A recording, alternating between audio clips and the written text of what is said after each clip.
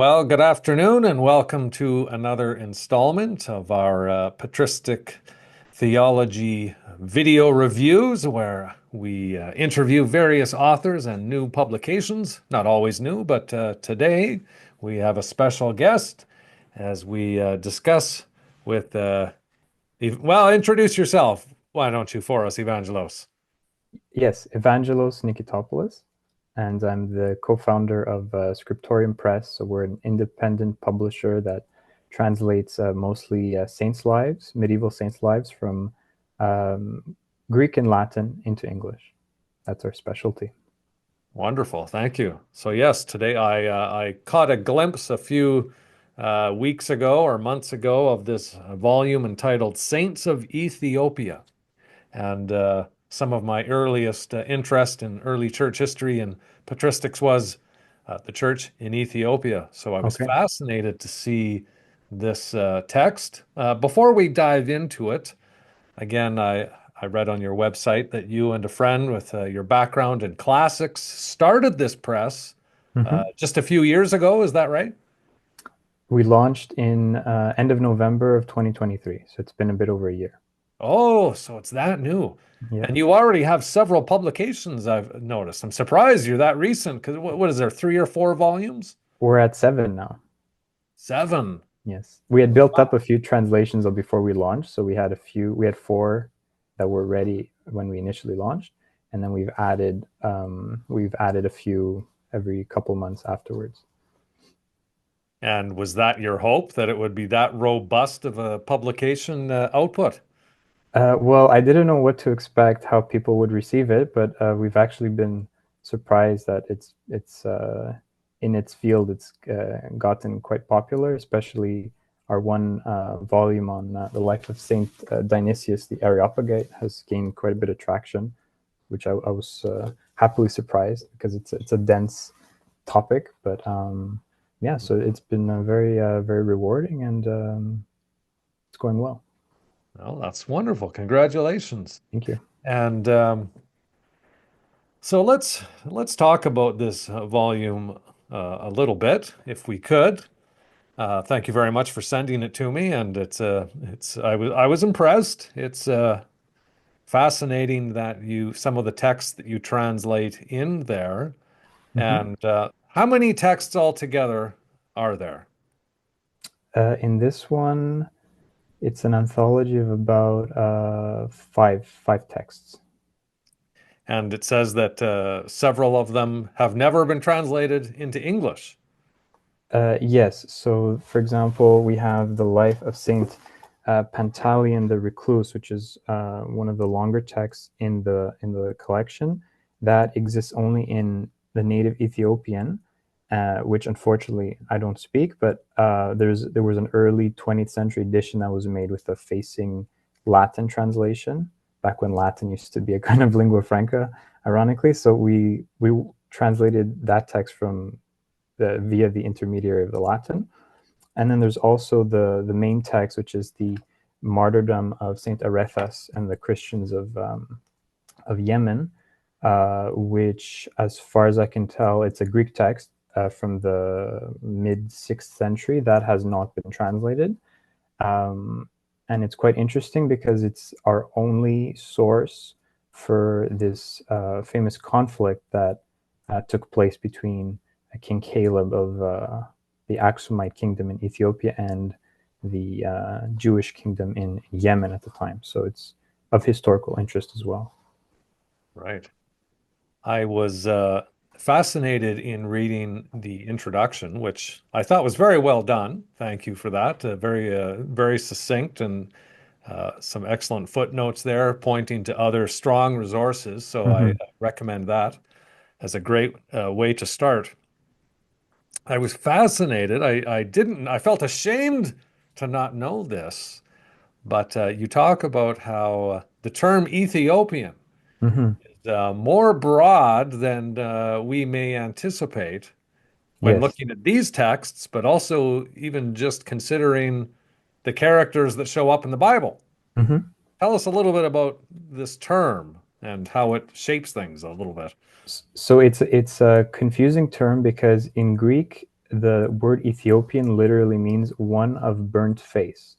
So it was given by the Greeks to refer to basically peoples of darker complexion, and they lumped all of these together. They could have been from India, Southern Arabia, or Africa proper, but they were all called in the mind of the Greeks and later the Romans who adopted this conception. They were all called Ethiopians, and it's a sort of neutral term. It's not negative or positive. It's just a descriptor term. And yes, as you say, in the Bible, in the book of Acts, I believe there's the famous incident with the Ethiopian eunuch of Queen Candace, who comes up to worship in Jerusalem, and he's baptized. So some people believe he was actually from Nubia, but in either way, it seems that he was coming from this area in southern Egypt near modern Ethiopia. And that would be our earliest attestation that there was, I suppose, a Jewish or pre-Christian monotheistic presence already in the first century in that region. Right. You touched on this also in the introduction, Mm-hmm. and we won't go there because you only briefly touch on it. But the whole issue of the Jewishness Mm-hmm. Ethiopian church is fascinating to me. Yes, it's quite interesting. Yeah. And and secondly, about that history is, again, I should have known this, but it didn't, and I still don't quite understand it fully. How at one point was it the Ethiopian kingdom spanned both sides of the sea? Yeah, so Aksum, which was the capital of Ethiopia, is in the highlands of the Horn of Africa, so on the African side. But there's the Red Sea that separates it from southern Arabia, modern day Yemen and Saudi Arabia. So going back centuries, even before the conversion of Ethiopia, due to the trade routes that existed there, there was a lot of movement of peoples from Arabia into Ethiopia, and then the reverse, where kingdoms would conquer and subdue vassal states on the Arabian side. So that's and what's interesting as well is the languages that are spoken in northern Ethiopia are actually Semitic. They're not, or they're more distantly related to the local languages or to Egyptian and Coptic. So they're closer related to, first of all, Southern Arabian, and they even use a derived script from the Southern Arabian alphabet, and then more distantly related to Hebrew, which is interesting because it's the only Christian liturgical language that preserves a lot of these Hebraicisms and like literal translations from the Old Testament church, we might say, into the New Testament church, because they share this linguistic affinity. Interesting. Right. Now, when we talk of early Christianity in Ethiopia, are we at this point exclusively talking about the African side? Well, that whole region was subject to missionary activity, from what we can tell. Um, so the story basically of how Christianity spread into Ethiopia was, it sort of happened by accident, when you had these two young boys who were brought there by an explorer from Tyre in modern day Lebanon, and then he went down to explore the Red Sea, which was one of the main economic corridors of the region, and he was killed in a raid, and the boys were captured by the locals, and they were brought to the court of the king, and then they grew up there, and then they became patrons of the Christians in the kingdom, and helped convert people. And then eventually, when they grew up and were released as hostages, one of the boys, Frumentius, who had become sort of the vizier of the king, was later appointed a bishop by Saint Athanasius of Alexandria, and he became the earliest bishop in Ethiopia in the mid to late 4th century. And then we have some evidence that at the same time there was a Christian presence across the Red Sea in Yemen. That's mentioned by some early historical writings under Emperor Constance, I believe. And then there's a new flurry of Christian missionary activity that happens in the early to mid 5th century. For example, Theodore Lecter, historian from that time, says that under the reign of Emperor Anastasius, the Himyarites, which is another name for the Yemenites, requested a bishop from the Roman emperor, and it seems that he did send someone there. And then there were certain monastic missionaries who came down to Ethiopia, probably via Egypt, and founded these monastic institutions, which is another very interesting element of the church there in Ethiopia, in that to this day we have these monastic centers that are often built on these high stone mountainous plateaus, and they're named after the founders of the monastery. So you have the Abba Garima Monastery and Saint Pantaleon's Monastery, and so they sort of became these centers from which the writing and monasticism and Christianity was diffused in the region, initially around that capital of Aksum, and then later further south. Right. Interesting. So in the 4th century, then Ethiopia still is on both sides of the Red Sea? Yes, the kingdom of Aksum, yeah. The Arabian side is essentially a tributary state to the High King in the capital, and then there's a conflict that emerges over that. But yes, officially he's in charge of both sides. Right. Okay. Now, I've always been fascinated, and I have a few Ethiopian friends here, and Mm-hmm. I'd love to ask them about this. I mean, we would say legend. I don't know what the appropriate thing to say is about the Ark of the Covenant. Yes. You touch on that briefly, and how their tradition is that the real Ark is in fact in what church was it again there? And In the Lady Mary of Zion in Aksum. okay, uh, do you stumble upon references to that in any early texts? Yeah, so that's a fascinating question, and I'll tell you a bit my theory based on my readings of these early texts.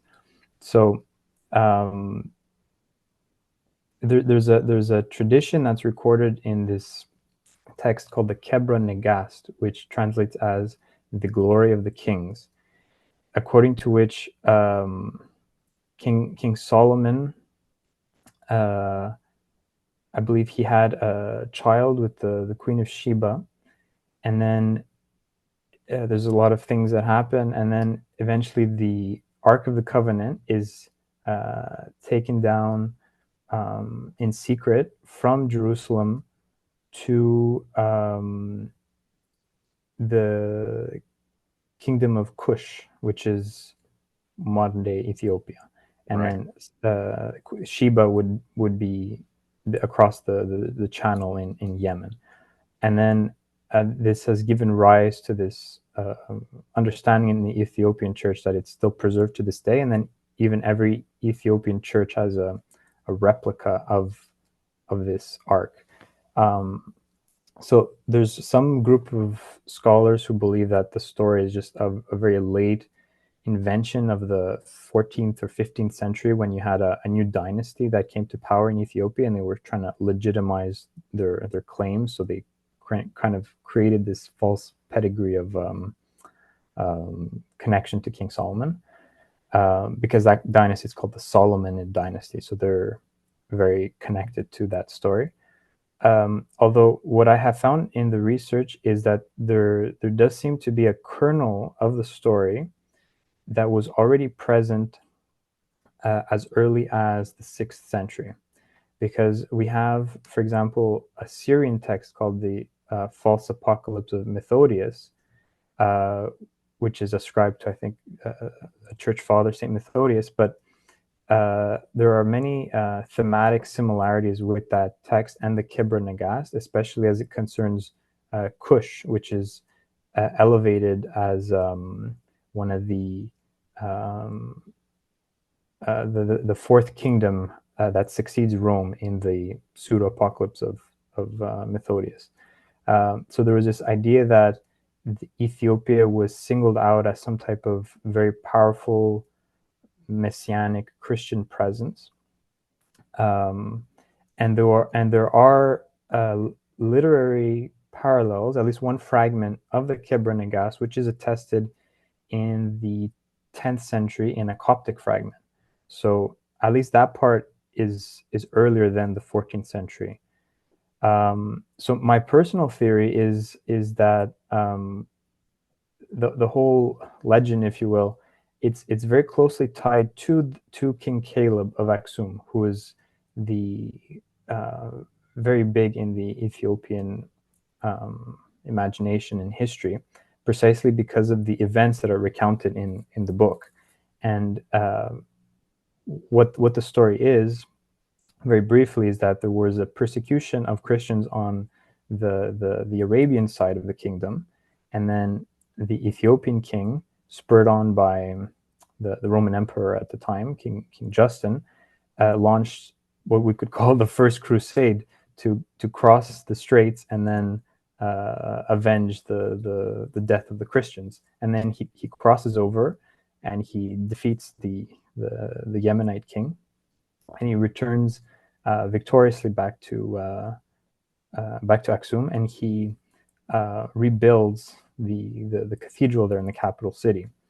So it's possible that the story of the King Solomon returning with the ark is based on uh, historical memory, distant, garbled historical memory of this very powerful Ethiopian monarch who crossed over from Arabia, bringing back these spoils and being victorious, and founding this new temple, which was very well known in the area. There's references to it even in Islamic sources. So it was really a very powerful metropolis at the time. So yeah, those are some thoughts on that question. Right. Yeah, fascinating. Thank you. Yeah, as I mentioned, I asked this friend of mine, I whether that, again, I feel disrespectful calling it legend, especially if he were here with us. But Mhm. he's here studying doing his PhD, and Okay. so he's an academically inclined fellow. And I asked, do they teach this as just matter of fact? Mhm. And he responded, "Oh, absolutely. Yeah, it's it's in the textbooks," which reminded me, this is neither here nor there, but when I was in grade two, in the early 80s there, not to date myself, Mhm. but I remember my first social studies book uh, indicating that it was a fact that we would soon be colonizing the moon. Oh, okay. So again, what they teach you in grade school in Take it Africa with a or grain of Canada, salt. it doesn't really Yeah. matter. You never know what's going to happen. So, anyway, thank you for sharing that little bit. And a lot of that history, not only do you touch on in the introduction, Mhm. but you mentioned Frumentius, and I believe that's the first text in the Yes. volume. Yes. And so that's I've certainly Familiar. heard of that story of the two boys. Yep. But let's talk about some of the other texts. Is there one that is a personal favorite for you of Uh, I the did really selection? enjoy the life of Saint Pantaleon the Recluse.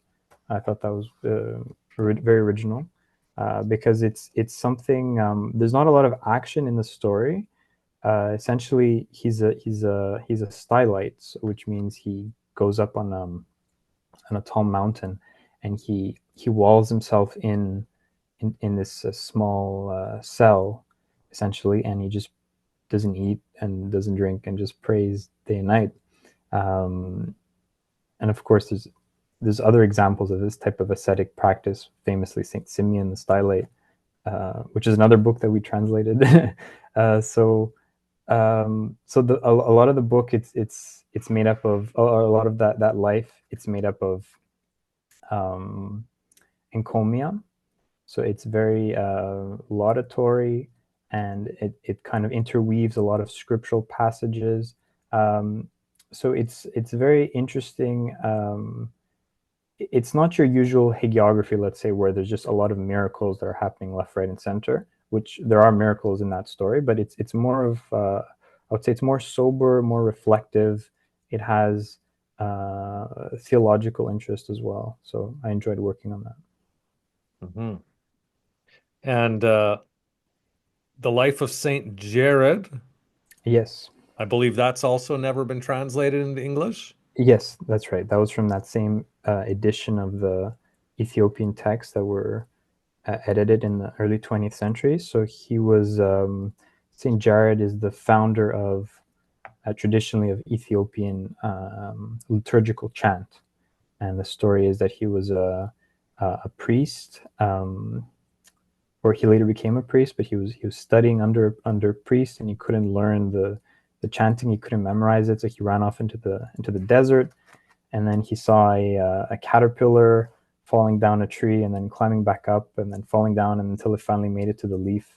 And then he was inspired by the perseverance of the caterpillar to return to his studies, and then because of that perseverance, he was graced by God to become a holy person, and then he created all these liturgical chants that are still in use in the Ethiopian church. Excellent. A caterpillar. I Yeah. don't know about your studies, when you're into classics, but in my PhD, I felt more like a sloth than anything else. Yeah, But falling and rising, I think that's definitely appropriate. it's a good And message. and Saint Moses the Ethiopian. He's an important figure. Saint Moses, is that Yes, right? yes, he's actually one of the main desert fathers. So he lived a bit earlier, in the fourth century, and so he's like in the generation immediately after Saint Anthony of the desert, and he was a bandit originally, and then he converted. He repented, and he through humility and repentance, he became one of the greatest desert ascetics. He attracted a lot of disciples to him, and we're actually quite lucky to have a few fragments of his teachings from the so-called alphabetical collection of the Desert Fathers, which lists sayings of the Desert Fathers organized alphabetically by the name of the person who said them. So these are interesting because they're an immediate primary source. They were collected by his disciples or by people who lived a generation afterwards. And they talk about, for example, how to pray, how to be humble, how to not judge other people, um, how to persevere with your passions, lust, and so forth. Um, yeah, he's a big figure in Eastern monasticism, and he happens to be Ethiopian as well. So we thought it was fitting to have him in the anthology too. Absolutely. Do you any guesses as to which of the texts is my least favorite? Uh, well, you haven't mentioned the last one, so I'm I haven't supposing mentioned the last one. Tell us about the cannibal. Yeah, so we have this story of the cannibal of Khmer, who's a wild man who lives in the desert, and he, as his name suggests, he eats human beings. He's a bandit, and then he captures people and eats them. And it's said that he's eaten 70 men or something like that. And then he captures a beggar, and he's about to eat him as well. But the man asks him for a glass of water, a drink of water, and he's initially not gonna give it to him. But the man says, "Oh, in the name of the Virgin Mary, can you please give me some water? I'm thirsty." And then he finally says, "Okay, if it's in the name of the Virgin, I hear she has mercy on people. I'll give you the glass of water." And immediately he gives him the water, and the cannibal dies, and the demons are about to take his soul away to hell. But the Virgin Mary intercedes for him, and because of that one act of kindness that he did in her name, he is we're told that he is saved. So it's a very short story, but it's essentially it's meant to show the love of the Virgin Mary and the power of charity in helping your fellow man. But it is a bit gruesome. So Now, now maybe I misinterpreted this because you left this part out. okay. So when only a little water had gone down his throat, that is to say, about a handful, the cannibal seized him and stopped him from drinking before he was able to satisfy his thirst. Mm-hmm. Now, and then the cannibal died. Mm-hmm. So I took that to mean he choked the man to death. Is that not Oh, what happened? well, The I think cannibal. he tried to, but he died before he was successful. So it's sort of this theme we find in scripture and in some saints' lives of like sometimes God takes people away to prevent them from sinning more. So could be it's Oh, so the moment that he repented and he had done this one good deed, God was waiting for him to do that, and then the moment he did that, he's like, okay, I don't want you to mess up again. All right, let's I call see. you to trial. Wow. Because yeah, that report card, Yeah. the ledger, if you're keeping score, 70, 78 men consumed. Yeah. Then this little act, which you didn't even allow to come to fruition. You Yeah. tried to choke him before he was even sated, and uh, and you get in because of your moment of generosity and grace. Fascinating. I Well, shouldn't say it's there's my least favorite, but it certainly stands out. there's a very similar story actually in Brothers Karamazov in Dostoevsky, where I forget what character is saying this story, but there was like a lady, this older lady who was very cruel, and then she died, and then the angels they're looking for a good deed that she did to try and save her, and then it turns out that she gave an onion to a beggar one time. So they basically extend the onion to her, and as she's like hanging over the flames of hell, they're trying to pick her up with this one onion, but it's not enough and it breaks. So it's a kind of recurrent hagiographical motif, but this Okay. one has its own kind of exotic flavor to it. Yeah.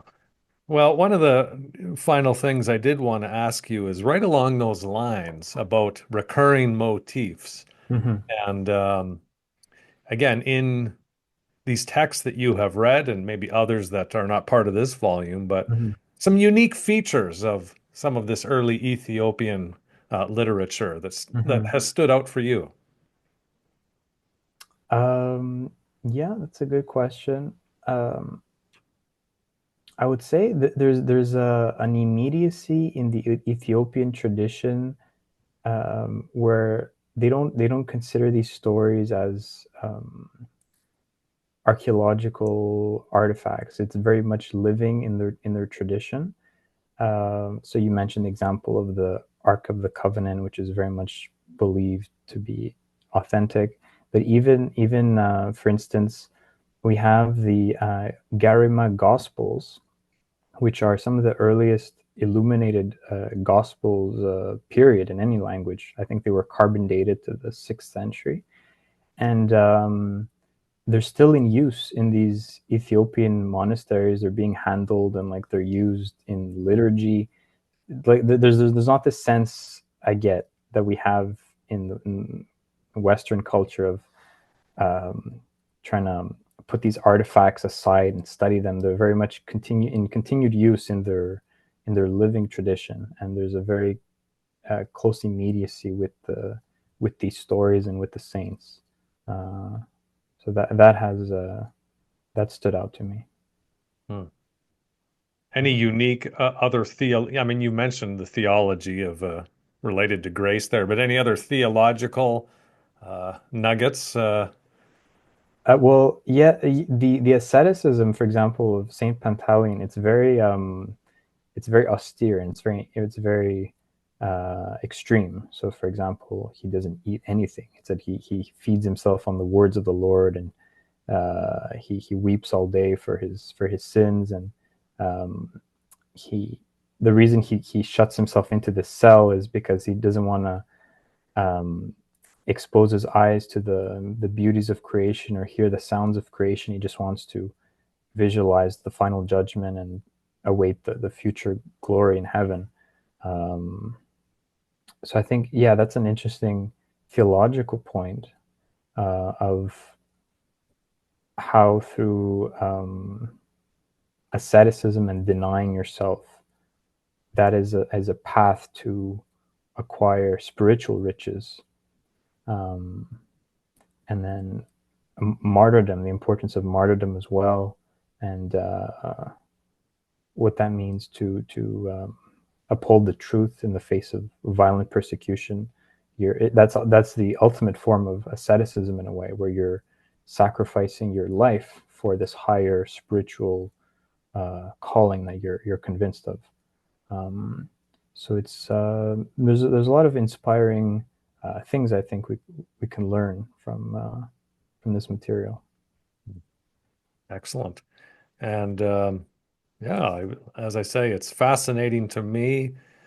The reason I got into early Christianity in the first place was just Mhm. a love for all things of antiquity, Yeah. and to discover, many years ago, how old the church was in Mhm. Ethiopia is just fascinating. Yeah. Yeah. And so I And very it's much still enjoyed around. that.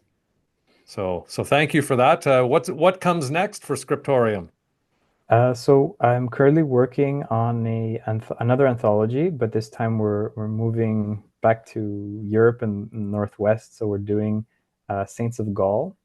So similar concept, but instead of talking about how the church started in Ethiopia, we're going to look at some early second and third century evangelists in Gaul, because we tend to take it for granted, that there's the apostolic period and then the 12 apostles preached and Peter and Paul were martyred in Rome. And then later there's this medieval church that developed, but like what happened in between? How did the gospel spread to all these provincial areas and these regions? Um, so there are several saints, for example, Saint Saturninus of Toulouse, Saint Gatian of Tours, Saint Martial of Limoges. So these are our more local saints that are venerated in the vicinity of where they preached, and a lot of the relics are still there, but they're not well known otherwise. So I thought it would be interesting to collect all these. There's seven main evangelists of Gaul. We have Saint Denis of Paris, for example, famously. Um, yeah, so it's going to be called the Apostles to Gaul, which will be another little anthology. And then we have perhaps Saint Genevieve of Paris. I'd like to do, um, and possibly some homilies on the life of the Virgin Mary by the 9th century George of Nicomedia, who's a Byzantine writer. Yeah, stuff to look forward to. It's probably a good thing you didn't mention before this volume on Gaul, because I might have just gotten too excited about that and Huh. spent all our time. I work on Irenaeus. Okay.